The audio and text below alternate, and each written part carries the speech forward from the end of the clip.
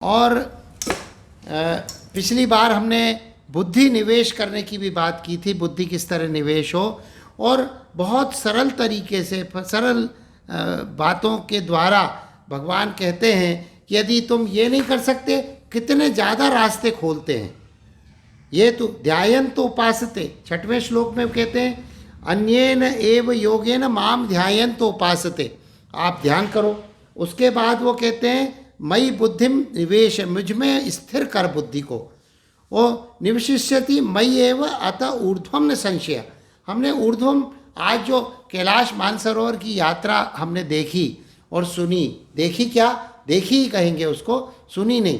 तो जिस तरह कैलाश मानसरोवर की यात्रा श्रीवास्तव जी ने कराई, ऊर्ध्वम न संशय, ऊर्ध्वगामी होने की, और हमने ऊर्ध्वम न संशय की बात जब हमने की थी तो तब हमने कल भी पिछली बार भी बात की थी और पोल वॉल्ट की बात की थी। स्पोर्ट्स की चर्चा जब हम कर रहे थे, क्योंकि अभ्यास योगेन तय तो माम इच्छा, आप तो है ना, तो ये जब मेरी इच्छा धनंजय जो है ना, अभ्यास योग के द्वारा, तो अभ्यास क्या है, तो अभ्यास की जब बात की तो हमारी स्पोर्ट्स की याद आई।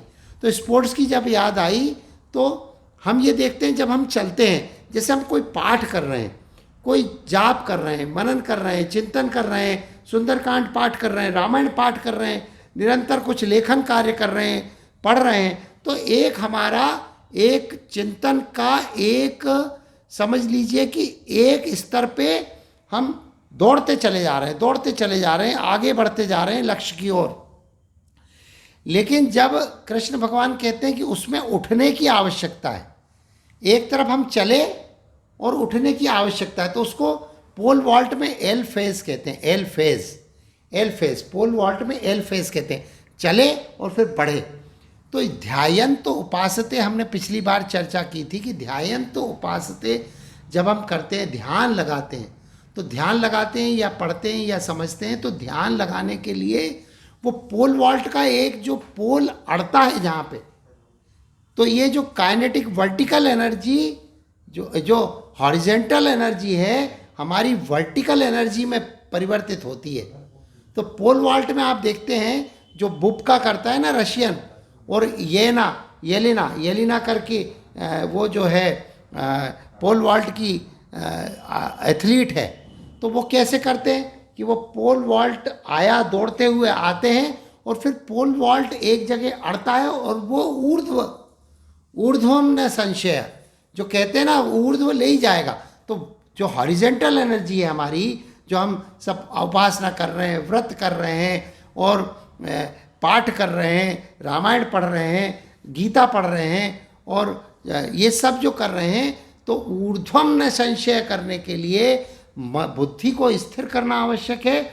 और बुद्धि स्थिर होके ध्यान के द्वारा, ध्यान योग के द्वारा, ध्यायन तो उपासते, ध्यान योग के द्वारा के जो सॉकेट में जो पोल हमारा अड़ता है, तो जो हॉरिजेंटल एनर्जी है ऊर्ध्वगामी होती है, हमें उठाती है।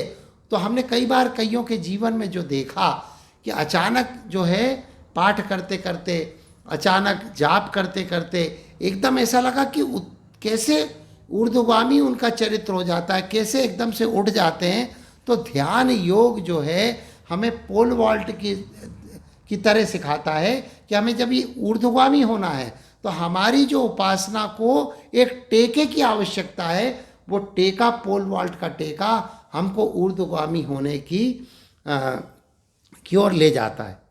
अब हम रिलीजियोसिटी यदि देखें तो हम देखते हैं कि वहाँ पर आज जो हमने देखा कि हमने आज जो देखा ना कि भय के द्वारा ईश्वर की याद आती, भय कि जहाँ पर तार लगे हैं वहाँ हम थोड़े से सुरक्षित अनुभव करते हैं, और जहाँ तार नहीं लगे हैं वहाँ हम असुरक्षा अनुभव करते हैं, तो और अधिक ईश्वर की याद आती है। लेकिन भारतीय संस्कृति इसके एक कदम आगे है। जब एकांतवास में वननेस, वो उन्होंने ओपी श्रीवास्तव जी ने बताया कि हमारी जो मेजर्स यानी स्केल ऑफ रिलीजियोसिटी है, हम कैसे रिलीजियस है, कि हम कैसे स्पिरिचुअल है, यदि हम देखेंगे तो हम भय के द्वारा नहीं है, ये जो यूरोपियन सभ्यता है वो सिखाती है गॉड फियरिंग होना, गॉड फियरिंग होना। हमारा भारतीय जो आध्यात्म है वह एकत्व का बोध करा रहा है, वननेस का, जो उन्होंने ओपी श्रीवास्तव जी ने बताया ना। तो वो जब बोध होता है तो हमें अभ्यास किस चीज़ का करना है? भय का अभ्यास, भयाक्रांत होने का अभ्यास नहीं करना है, हमें अभ्यास करना है एकत्व बोध का। तो ये जो जब गए ना तो उन्होंने बताया कि हम मोबाइल भी दूर हो गया, हम पर्वतों से एकाकार हो गए, और वो जो पक्षी उड़ रहा है वह भी ऐसा लग रहा है उनको कि हम एक हो गए हैं, पक्षी के साथ एक हो गए।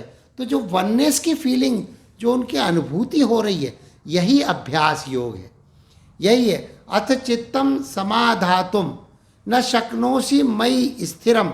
आप यदि ये अच्छा रास्ता ऐसे ही बता रहे हैं, कृष्ण बता रहे हैं क्या, यदि मन स्थिर आप नहीं कर पा रहे हैं, मई न शक्नोसी मई स्थिरम, मुझ में मन को, चित्त को, अथ चित्तम समाधातुम, तुम स्थापित करते हुए, न शक्नोशी, नहीं कर पा रहे, इसकी शक्ति नहीं है या सामर्थ्य आप में नहीं है कि आप स्थिर कर सको मन को, तो अभ्यास योग में रत हो जाओ। अभ्यास, अपन क्रिकेट में नेट प्रैक्टिस होती है, ऐसा नेट प्रैक्टिस होती है। हम मेडिसिन में मेडिकल प्रैक्टिस क्यों इसलिए नोबल कहलाता, क्यों महान कहलाता है? क्योंकि हम मेडिकल में कभी भी हम अपने आप को दक्ष नहीं मानते।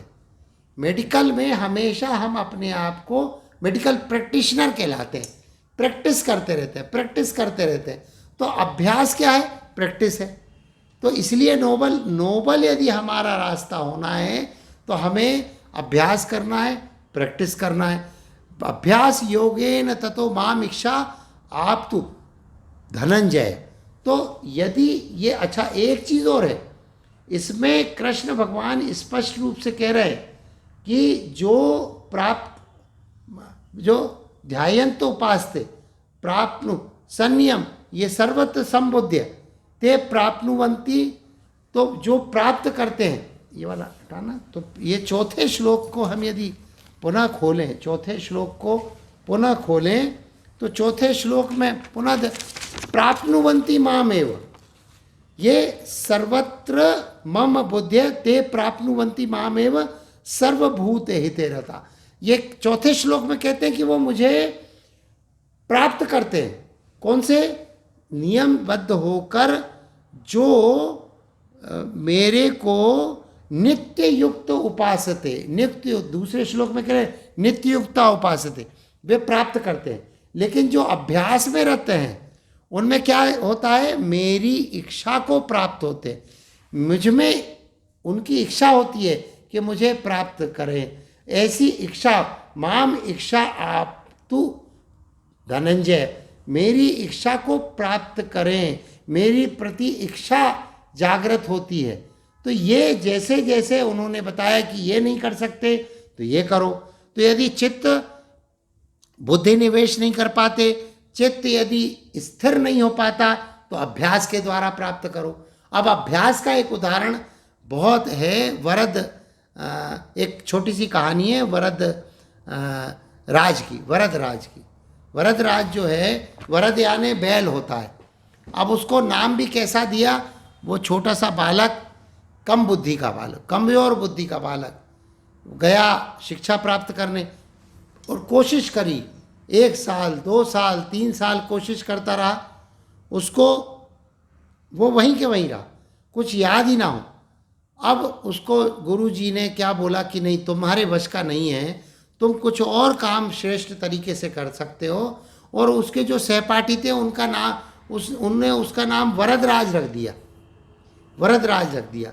अब वो मायूस होकर आश्रम से बाहर निकला, बाहर जाके कहीं गांव में जा रहा था, गांव के से किनारे से निकल रहा था अपने घर की ओर जाने के लिए। रास्ते में उसको कहीं एक कुआं दिखा, तो कुआं में उसने पानी मांगा। तो जो महिलाएं पानी पिला रही थी उन्होंने रस्सी खींची, तो वो रस्सी खींची तो उसने देखा कि रस्सी के निशान पत्थर पर पड़ गए हैं, और सब उसको पत्थर जैसा बुद्धि है, पत्थर जैसा बुद्धि है, यह कह के वरदराज को चिढ़ाते थे। तो वरदराज के दिमाग में फिर आया, मन में, वो फिर आश्रम वापस गया और गुरु ने बोला कि अच्छा हो सकता है कुछ सामान भूल गया होगा, इसलिए यह पुनः वापस आया है। लेकिन वह जो था उसने बोला नहीं मैं तो पढ़ूंगा, और उसने मन लगा के पढ़ा, कई साल तक लगातार पढ़ता रहा। तो ये वरदराज जो है बहुत बड़ा व्याकरणकार हुआ बाद में। इसकी कहानी किस तरह थी, तो अभ्यास योग के द्वारा, तो जो कृष्ण भगवान कहते हैं मन स्थिर नहीं होता, तो शंकराचार्य जी यही कहते हैं कि एक मन को दूर जा रहा है, वो जो अभ्यास है मन को एक चीज़ पर स्थिर करने का नाम ही, ये जो है स्थिर करने का नाम ही अभ्यास है, ये शंकराचार्य कहते हैं। और रामकृष्ण परमहंस भी अभ्यास पर, बार बार ध्यान करने पर, बार बार इस तरह चित्त को स्थिर करने पर कितने बार कहते थे। और इसी तरह वे ऊर्ध्वगामी गए हुए विवेकानंद के मन को पढ़ लेते हैं। वो पूछते हैं बाद में कि वो जो दिव्य अनुभूति करते हैं, तो बताते हैं रामकृष्ण परमहंस कि मैंने विवेकानंद को, नरेंद्र को स्थिर कर दिया मन को, और उसने कहाँ क्यों आया है, कौन है वह, ये सब उसके अंदर से निकलवा लिया। तो ये जो मन स्थिर करके और स्वामी विवेकानंद के मन के अंदर से निकाला ऊर्ध्वगामी होने की प्रक्रिया के द्वारा, तो वह यदि हम नहीं कर पाते हैं ठाकुर भावधारा के द्वारा, तो हम अभ्यास के द्वारा कम से कम ईश्वर की ओर आगे बढ़ने की इच्छा कर सकते हैं। तो अभ्यास किस तरह, हमने कल लिया कि हम नियमित करें, रेगुलर करें, और हमारा एक समय तय हो। दूसरी बात हमने तय की थी कि समय तय हो। तीसरी बात, हम ऐसे स्थान पर रहें कि गॉड एंड आई, हम अकेले हैं और ईश्वर है। जैसा कि आज ओपी श्रीवास्तव जी ने बताया कि ऐसा अनुभव होने लगता है कि सब कुछ अलग हो गया, सिर्फ हम हैं और हमारा ईश्वर है। वो कैलाश मानव सरोवर की यात्रा करते करते अनुभूति ऐसे होने लगती है कि ईश्वरमय होने लगता है। तो वो, और उसके बाद ईश्वर के प्रति हंगर, 12-15 किलोमीटर चलने पर थोड़ा सा सामान रखा है उनके कंधे पर, खाने पीने का सामान थोड़ा सा है। हम पिकनिक मनाने जाते हैं तो कितने बड़े बड़े टिफ़िन लेके जाते हैं। जब ये आध्यात्मिक यात्रा की ओर ओपी श्रीवास्तव जी बढ़े हैं तो हंगर, और हम यहाँ वहाँ नहीं गए हैं और हम यहाँ भी बैठे हैं, तो एक स्थान ऐसा तय हो जहाँ उस स्थान पे हम पहुँचें तो ईश्वर की अनुभूति हम अपने आप को होने लगे। घर में एक स्थान ऐसा हो, जैसे आंगन में तुलसी जी क्यों लगाई जाती, तुलसी जी इसी लगाई जाती हैं, कोई ये अभ्यास योग की बातें मैं बता रहा हूँ। और अभ्यास योग के द्वारा चित्त हम कैसे स्थिर कर सकते हैं, चित्त स्थिर करके कैसे रख सकते हैं, और उसके द्वारा हम ऊर्ध्वगामी कैसे हो सकते हैं, और नित्ययुक्ता उपासते कैसे हो सकते हैं। तो ये नीचे से लेकर ऊपर की यात्रा है। कृष्ण भगवान जी कहते हैं ना कि आप मन स्थिर नहीं कर सकते तो अभ्यास करो, और अभ्यास भी नहीं कर सकते तो 10वें श्लोक में कहते हैं कि जितने कर्म हैं मुझको समर्पित कर दो। और वो भी यदि नहीं कर सकते तो 11वें श्लोक का जो शुक्ला जी ने अद्भुत पाठ किया, तो 11वें श्लोक में ये कहते हैं कि कर्म फल त्याग कर दो, कर्म फल का त्याग कर दो। खेत में जिस तरह बोते हैं ना, तो कर्म फल का त्याग कर दो। तो ऐसे बढ़ते हुए जब हम बात करते हैं तो हम जो चर्चा कर रहे थे कि हमारा एक स्थान तय हो, फिर हमारी ऊर्जा कितना लगना है, जैसा कि ओपी श्रीवास्तव जी ने आज कहा। तो अभ्यास किस तरह करना है, एकदम दौड़ते हुए नहीं। हम यदि स्थिर पर्वत के पास चल रहे हैं तो हम धीरे धीरे चलेंगे, तो पर्वत भी, प्रकृति भी हमारा साथ देगी। ऐसा करते हुए तो आज जो अभ्यास योग की बात हुई है वो पूरे उसी तरह हुई है जैसे कि कैलाश मानसरोवर की यात्रा करते हुए ओपी श्रीवास्तव जी ने बताया। सबसे पहला तो नियमित ओम नमः शिवाय का पाठ करते हुए जा रहे हैं। जब तक यहाँ पर भी 2-3 महीने ओम नमः शिवाय का पाठ उन्होंने किया तभी वो आगे बढ़े। दूसरा समयबद्ध, समय कितना पाठ करना है उसका नियम बने। तीसरा गॉड एंड आई, हम पूरी वसीयत लिख दी उन्होंने पूरी वसीयत लिख दी, सिर्फ ईश्वर हमारे साथ जा रहा है और पूरा वो अनुभूति उन्होंने बताई नहीं, लेकिन वो उसके बाद सामान थोड़ा सामान तो सफ़र आसान, ये कहते हुए थोड़ा सा सामान, खाने पीने का थोड़ा सा सामान लेके चले, बाकी सब छोड़ के गए। और वेन्यू यानी कि हम किस स्थान पर, हमारे यहाँ भी हम चाहें तो मानसरोवर, कैलाश मानसरोवर का स्थान बना सकते हैं, जैसा कि उनके घर के पीछे हो सकता है कि वो रोज़ ही जुगाली करके कैलाश मानसरोवर की याद करता हुआ, तो एनर्जी। उसके बाद हम अपनी ऊर्जा को किस तरह बचा के रखें, हमने पिछली बार चर्चा की थी इसकी, किस तरह बचा के रखें, धीरे चलें, धीरे धीरे उस यात्रा की ओर बढ़े।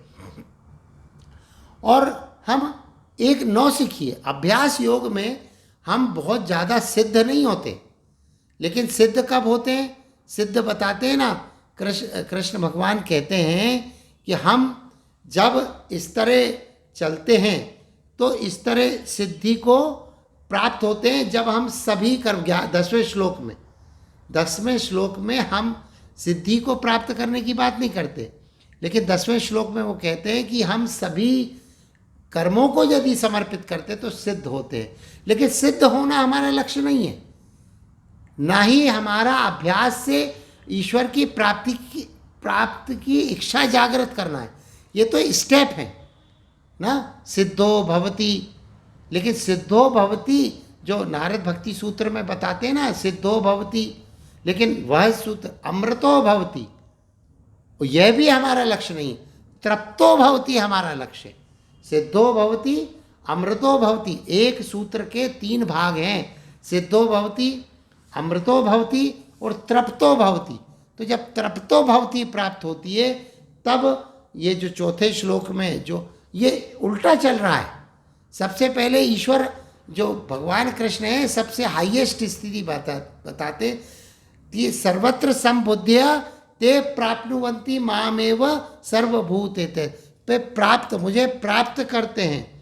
तो ये कौन से लोग कौन प्राप्त करते हैं, ते जो सर्वभूत हिते रहता है और ये सर्वत्र संबुद्ध्य, और सर्वत्र संबुद्ध्य के साथ साथ जो है सतत युक्ता, जो सतत नित्य युक्ता, सतत युक्ता, तो ये यहाँ से प्रारंभ होके फिर बोलते हैं कि मन स्थिर करने वाले वे ऊर्ध्वगामी होते हैं, मुझे प्राप्त करने की सीढ़ी पे चढ़ते हैं। उसके बाद यदि ये चित्त शुद्ध नहीं होते या चित्त स्थिर नहीं होता, अथ चित्तम समाधातुम न शक्नोषि मयि स्थिरम, मुझ में स्थिर नहीं होते तो अभ्यास करें, और अभ्यास नहीं करते तो सिद्धि प्राप्त करने के लिए जितने कर्म हैं मुझे समर्पित करें, और उसके बाद भी यदि उसमें भी अशक्त हैं तो सब जो भी कर्म कर रहे हैं उनके फल का त्याग करें।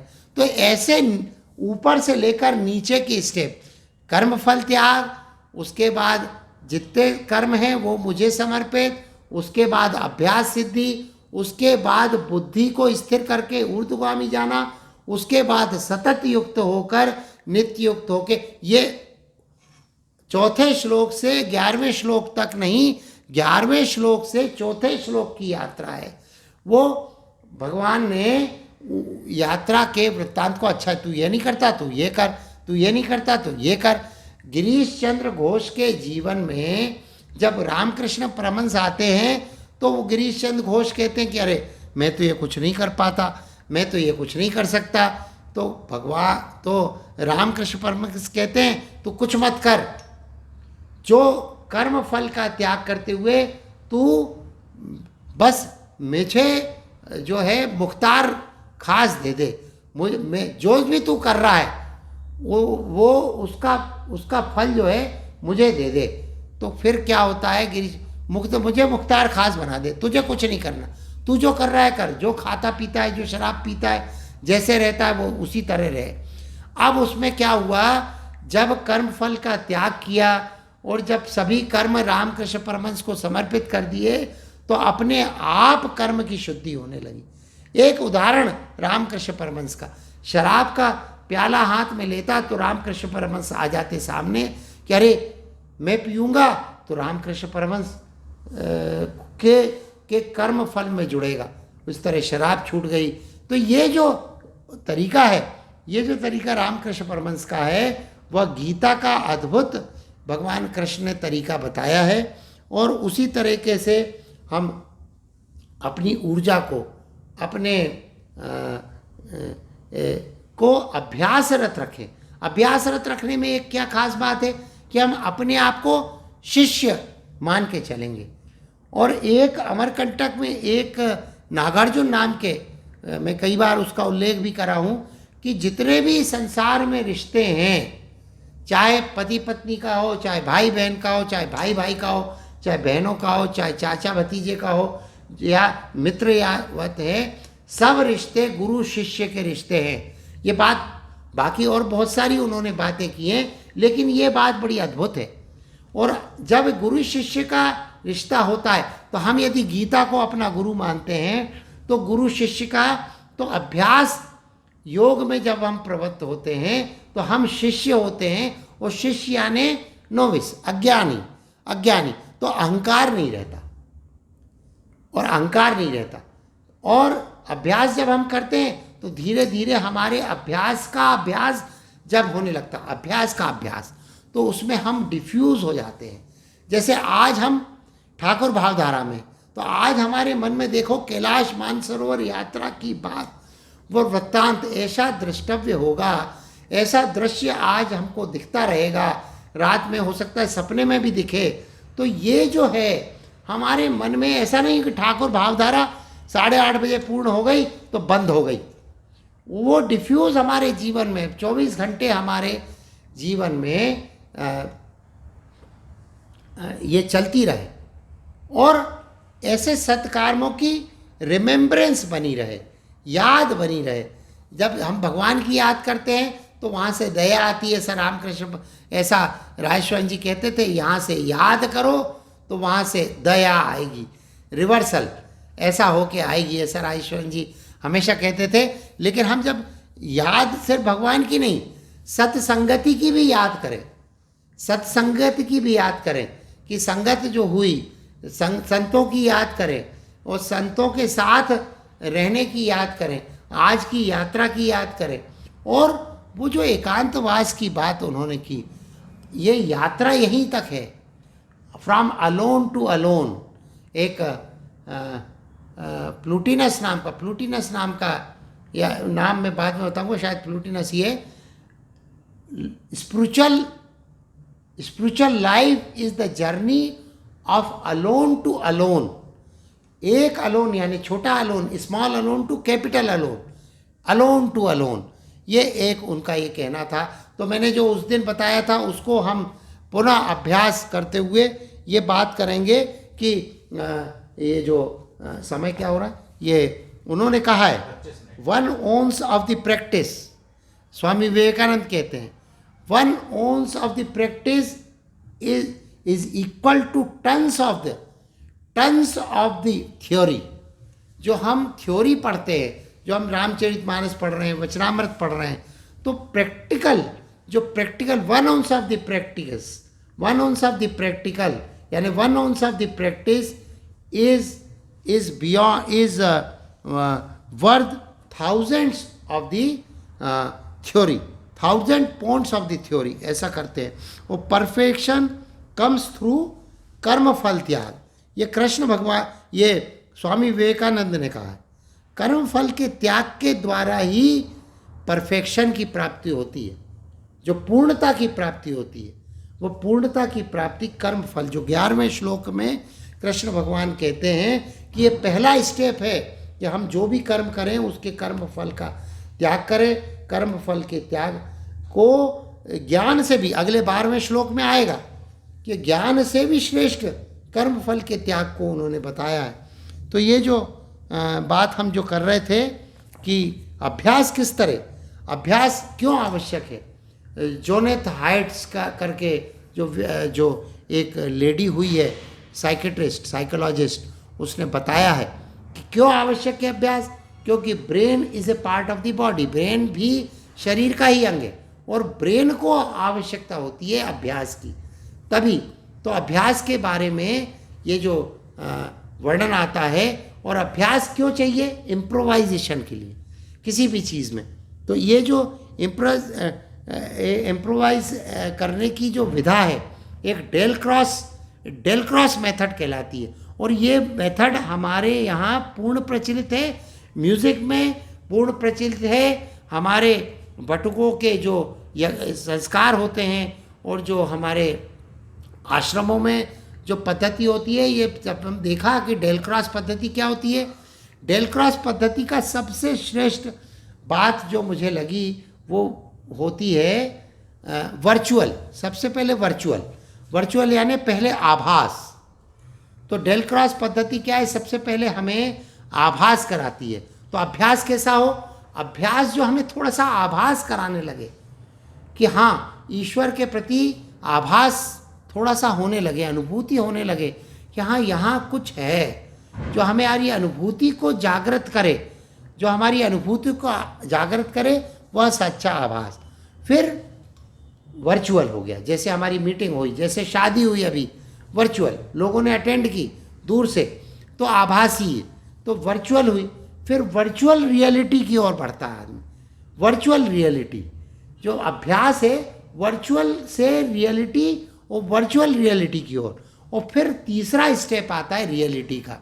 यानी ये तीनों डेल क्रॉस जो मेथड है, यह इम्प्रोवाइजेशन की मेथड है। हम अपनी आध्यात्मिक उन्नति की ओर जाने के लिए जो विधा तय होती है, तो इसका दो तरह के विधाएं हैं। तो एक तो कमिटमेंट होता है, तो अभ्यास योग के द्वारा हमारा इच्छा को प्राप्त होती है। माम इच्छा आप्तु, इच्छा की प्राप्ति होती है, ईश्वर की प्राप्ति नहीं होती अभ्यास से। अभ्यास से इच्छा की प्राप्ति होती है, ईश्वर की प्राप्ति की इच्छा होती है। ये अभ्यास योग है, आप समझे ना। ईश्वर की प्राप्ति की इच्छा, उसके प्रति हमारा एस्पिरेशन, उसके प्रति हमारा लगाव, ये प्राप्त होने के लिए अभ्यास की आवश्यकता है। तो ये जो है अभ्यास इम्प्रोवाइजेशन के लिए और इम्प्रोवाइजेशन के साथ कमिटमेंट के लिए, कि हमारी वो इच्छा के लिए। और जब ये इच्छा प्राप्त होती है तो हम इस तरह देखें, हम अभ्यास करते हैं ना, हमारे मोबाइल में YouTube हमने खोला, YouTube पे खोल के हम जो विषय डालते हैं वो हर बार सबसे पहले वो आर्टिफिशियल इंटेलिजेंस में भी वो विषय आ जाता है। आप उसी से मिलते जुलते हुए टॉपिक, आप यदि रामकृष्ण परमहंस स्वामी विवेकानंद खोल डालेंगे तो विवेकानंद के न जाने कितने यूट्यूब से निकल आएंगे, गीता के डालेंगे न जाने कितने निकल जाएंगे, राजेश्वरन जी डालेंगे तो राजेश्वरन जी के हजारों निकल आएंगे यूट्यूब पे, छोटे बड़े कई तरह के।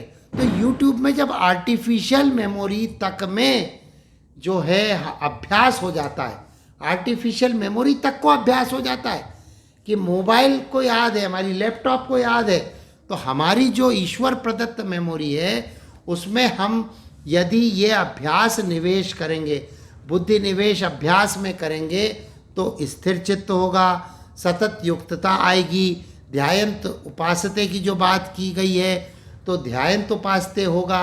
तो ये सब मिलके हमारा जो एक एक श्लोक की व्याख्या, एक एक श्लोक की व्याख्या नहीं है, ये तो पूरी जो वृत्तांत है, जो कृष्ण ने कहा है, जो रामकृष्ण ने कहा है, जो राम भगवान ने, वही तो बात आज है।